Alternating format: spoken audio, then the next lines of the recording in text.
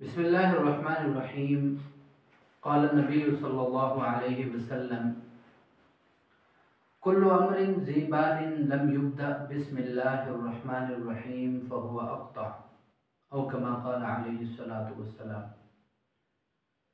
میرے محترم ناظرین و سامعین، السلام علیکم ورحمۃ اللہ وبرکاتہ. آج آپ حضرات کے سامنے بسم اللہ الرحمن الرحیم کے فضائل پر چند معروضات عرض کرنا چاہ رہا ہوں. بسم اللہ الرحمن الرحیم اللہ رب العالمین کی طرف سے ہم مسلمانوں کے لیے اتنا بڑا تحفہ ہے کہ اس کا تصور بھی نہیں کیا جا سکتا.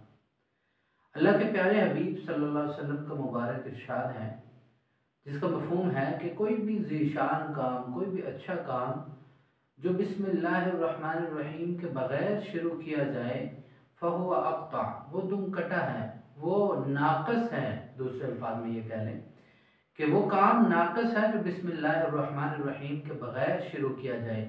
اس لیے ہمیں چاہیے کہ کوئی بھی نیک کام جب شروع کریں تو اس سے پہلے بسم اللہ الرحمن الرحیم کا اہتمام کریں.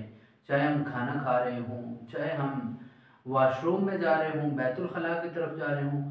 اللہ کے پیارے حبیب صلی اللہ علیہ وسلم نے کیا مبارک ارشاد فرمایا، قربان جائے. ارشاد فرمایا کہ جو بندہ بسم اللہ الرحمن الرحیم پڑھ کر کھانا کھاتا ہے اس کے ساتھ شیطان شامل نہیں ہو سکتا. جو بندہ بسم اللہ الرحمن الرحیم پڑھ کر بیت الخلاء کی طرف جاتا ہے، اللہ رب العالمین شیطانی جنات کو، شیطان کو اور اس آدمی کے درمیان جو بسم اللہ پڑھ کر بیت الخلاء کی طرف جا رہا ہے اس کے درمیان ایک پردہ حائل فرما دیتے ہیں کہ وہ اس کو اس حالت میں نہیں دیکھ سکتے.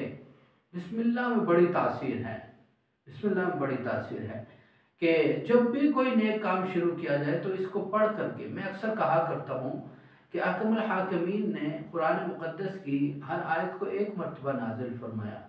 قربان جائیں، قوی قول یہی ہے کہ بسم اللہ الرحمن الرحیم کو اللہ رب العالمین نے ہر صورت کے ساتھ ایک مرتبہ نازل فرمایا. کتنی مبارک چیز ہے. اگر ہم اس سے فائدہ اٹھائیں تو کتنے ہی ایسے مسائل ہیں کہ ہم ان سے بچ سکتے ہیں، اور اللہ تعالیٰ کی وہ خاص رحمت، وہ خاص توجہ، وہ خاص نعمتیں ہماری طرف متوجہ ہو سکتی ہیں بسم اللہ الرحمن الرحیم کی وجہ سے. مشہور قول ہے، جو بسم اللہ الرحمن الرحیم کو اپنا اوڑھنا بچھونا بنا لیتا ہے یا پھر بسم اللہ الرحمن الرحیم کی تعظیم کرتا ہے. دلی تعظیم کیا ہے کہ جب بھی کوئی کام شروع کیا جائے تو بسم اللہ پڑھی جائے. تو جب کوئی بسم اللہ الرحمن الرحیم کی تعظیم کرتا ہے، ایک بزرگ گزرے ہیں حضرت بشر حافی رحمۃ اللہ علیہ، بہت بڑے اولیاء اکرام میں سے، صلحاء میں سے. جب بھی تذکرہ کیا جائے صلحاء کا تو بشر حافی کا نام لازمی آتا ہے. ایک مرتبہ ایسے ہوا کہ وہ رستے میں جا رہے ہیں، بشر حافی رحمۃ اللہ علیہ رستے میں جا رہے ہیں، دیکھا کہ ایک ٹکڑا پڑا ہوا ہے. اس کو اٹھایا، دیکھا بسم اللہ الرحمن الرحیم اس کے اوپر لکھی ہوئی ہے. اس کو چوما، صاف کیا، صاف کرنے کے بعد چوما، آنکھوں کے ساتھ لگایا. اس کے بعد جیب میں ہاتھ ڈالا. 2 درہم اس دور کے جو تھے وہ 2 درہم جیب میں پڑے ہوئے ہیں. گئے بازار میں، عطر والی دکان پہ گئے، جا کر کے عطر خریدا. عطر خرید کر اس بسم اللہ کے ٹکڑے کو عطر لگایا.